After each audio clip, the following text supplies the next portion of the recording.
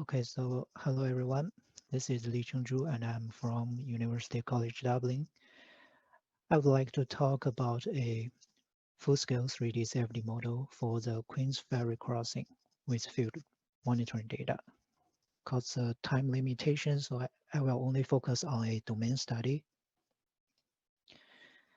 So here is the content of my presentation, beginning with a brief introduction of the Queensferry Crossing Bridge. And then we'll look at the field monitoring data. After that, I will go through the numerical simulations. And in the end is a conclusion. And we'll have some discussion further. Okay, so wind-induced problem used to be fatal problem to long-span bridges. Notice we don't hear any bridge failure directly related to the wind effects anymore. But wind effects are still affecting the serviceability of long-span bridges around the whole world. So, well, it is very necessary work to give accurate estimation of wind effects on bridges. Traditionally of doing so is through wind tunnel test, but the method has a lot of limitations such as the interference of sensors and to set up facilities are really expensive and so on. So with the rapid development of the computational ability, safety simulations have been introduced to this area, but only for a few decades. And people are still working on to prove that safety method can be a standalone method rather than a complementary approach to wind tunnel test. So this is why I'm also believe that the validation and verification of the safety method is very important. So, and also to date, most safety studies on bridges and aerodynamics are carried out in a skewed 2D model. And only a few number of 3D safety simulations have been undertaken. And to my knowledge, none of the full scale is conducted. So in my study, I'm trying to investigate it and validate a full-scale safety model with the field data. So here, let's have a look of my study object, the Queensferry Crossing. So it carries an M90 motorway which connects the traffic through the first of fours between Edinburgh and Fife in the United Kingdom. It was opened in August 2017. And currently it is the longest 3-tower cable-stayed bridges in the world, and it has the highest tower, bridge tower in the UK, and also the longest balanced cantilever in the world. So about the field monitoring system. So Transport Scotland installed a structured health monitoring system on the Queensferry Crossing to measure environmental action and bridge actions. So in total, there are 1972 sensors of various types installed over the entire structures. And then there's also an off-site monitoring system installed, which is able to remotely manage the data. In this study, I'm only focused on the anemometers. As you can see in the figure 2, that's how it looks like. So there are 11 ultrasonic anemometers installed on the bridges.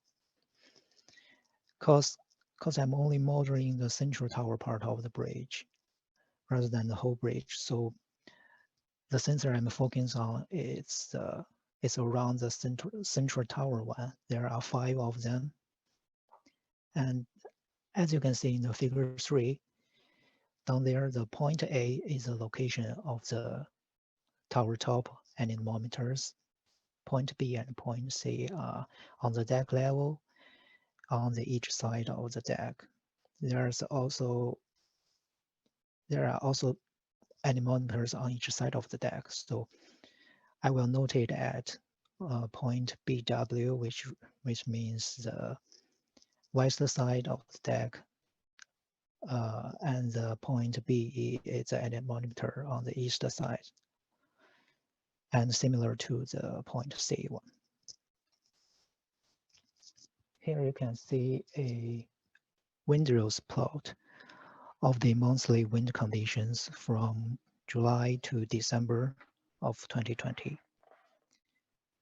The figure you see here is a sensor data collected from the point A, which is a tower top, because I think the tower top one has the least error from the traffic interference.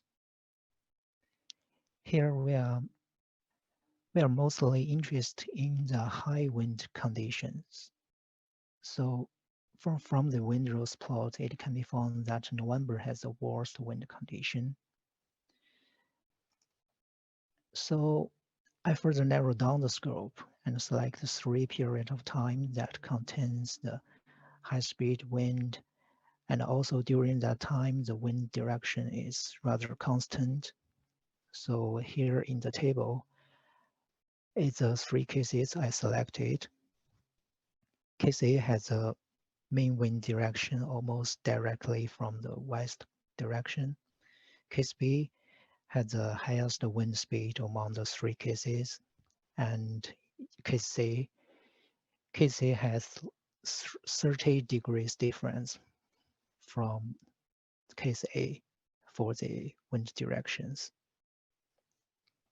So it's a large difference of the yaw angles. Then here I showed you the data for the case A directly collected from the anemometers. You can see here the right line is the raw data in every second.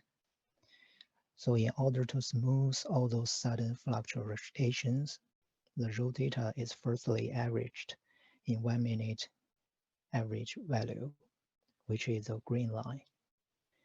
And then I further processed it as a 5-minute average value, which is a blue line in the figure. So you can see for the blue line, there's no sudden fluctuations at all. And it's very practical and it's very smooth for the further validation studies. So here we come to the simulations. First is the geometry and the domain. We have 2 kinds of domains here. As you can see in figure 6 up there, it's the most commonly used rectangular domain. So the green face is the inlet and the right face is outlet. The geometries over there are set under the yaw angle accordingly. The inlet and outlet faces were 200 meters and 400 meters away from the bridges, respectively, and the front and back faces were both about 100 meters away from the bridges. So based on these principles, my domain for each case is created separately in order to save computational power. So you can see for the rectangular domain, so normally there are 2 ways to deal with these yaw angle studies. First one is, as I showed here, to rotate the model or to rotate the domain.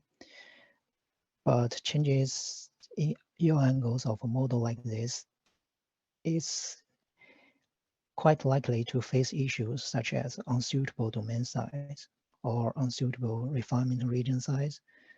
And also, you may also have to change the desired data point collection locations. So we have to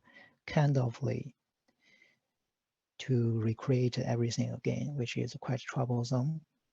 And another common way to deal with this is to apply wind flows from two directions, and the different yaw angle can be achieved by adjusting the relative velocity of the two flows.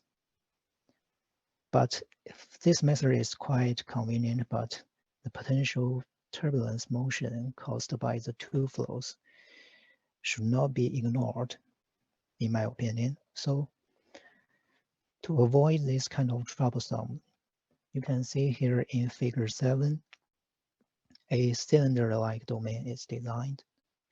So different yaw angles can be easily achieved by changing the position of the inlet faces. The radius of the domain is 500 meters to ensure that under most of the angles, there are enough space between the geometry and the outline to let the flow fully developed. And you can also see that inlet face is a plane rather than an arc face, just because I want to avoid the interlacement of the incoming flows. And the size of the inlet face is also set it based on the equivalent length of the bridge under the certain yaw angles. Here is the mesh scheme for both domain studies. It's carried out by block mesh and snappy hex mesh. So you can see there are 7 levels of refinement. The largest cubic cells has a depth of 35 meters, and the smallest one has a depth of only 0.273 meters. So the finest cell is placed 1 meters away from geometry surface, and the next level is 20 meters and 36 meters, etc. So I also did a mesh refinement study here, but I won't go detail about that. So here in the figure is what I finally used to the most efficiency one for the further study. Here is how it looks like for the cylinder mesh schemes. So you can see from the top faces, the block mesh cuts the domain in an arc way rather than a straight line. So in my opinion, it's not a best way to generate mesh. So because there is a increasing risk of generating bad meshes in key area, especially when after changing the yaw angles. So I'm trying to figure out, is it possible to cut the domain like in straight line, not in this arc line, but I don't have any idea right now. So I'm glad if someone here can give me some suggestion or tips about that later, maybe later. Yeah, I would be grateful about that. So here's let's say a summary of the domain conditions. So the most interesting part is the inlet U. So I'm using a utility called time varying mapped fixed value. And this value of the inlet velocity is manually set based on a weather research and forecasting model, which I'll call it WRF model. So yeah, the WRF simulations here is accomplished by Dr. Connor Sweeney, who is also from UCD. So you can see here is a domain of the WRF model. It's a very big model that covers the whole United Kingdom, and the domain grid are 30 kilometers squared, and the height is 3 kilometers. So in figure B, you can actually see the location of the Queensferry Crossing bridges, and also the right star point out the Edinburgh Airport location, because that's the nearest weather forecast stations for this model to use to to validate, to prove that this model is accurate. Here it is how it looks like. So on the left-hand side, you can see this is a wind profile for my case A. And on the right-hand side is how it looks like in the CFD model, the face of the inlet and how it changes, how the velocity change at here. So also the turbulence kinematic energy and the turbulence dissipation rate will also calculate based on this. So finally here we come to some results. The K omega SST and simple foam is applied for my study. And also in order to create an equivalent environment with field monitoring, so every numerical time step is deemed as a second, and average value of every 60 time step is regarded conceptually equal to the 1 minute average field data, and so on. So finally, we can compare the 5 minutes average field data with the CFD model results. You can see here in figure 10, this is the results for the case A. So the red line is the filtered sensor data, and the green line is the CFD results from rectangular domain. The blue line is the results from cylinder domain. So you can see that cylinder domain have even closer results to the field monitoring data at some point, especially for the point A on the top over there.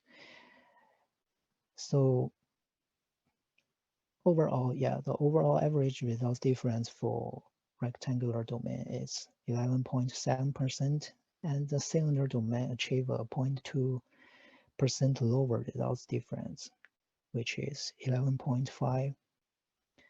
And if we look at case C, here you can see on the left-hand side, the results from point BW and point CW, which is a figure B, figure D. So cylinder domain can predict closer results to the field data, which suggests that cylinder domain has a good ability to provide good results as rectangular domains after changing these yaw angles. For these cases, the results difference for the rectangular domain is 7.6%, and the cylinder one is a little bit higher, is 11.2. So when you come to the largest yaw angle among the three cases here, so obviously cylinder domain can still make good estimation, but even though the green line, which is rectangular domain results, can provide better performance at most time. So it shows that after changing a large yaw angles, the cylinder domain didn't show enough robustness. That's maybe caused by the mesh, as I mentioned before. So that's the one I need to further developed. Finally, so here come to the conclusions. So after comparing the two domain results, we can see that the cylinder domain has a good ability to provide velocity estimations as well as the rectangular domains. So both of the domains that results has an average difference lower than 20%, and the maximum difference at each time points is no more than 35%. So this suggests that the cylinder domain could potentially be a very good substitution for the rectangular domains, because it's much convenience, much easier to set up. Basically, that's all for my presentation. Thank you. So I'm glad if you have any questions or suggestions for me. So that's it. Thank you.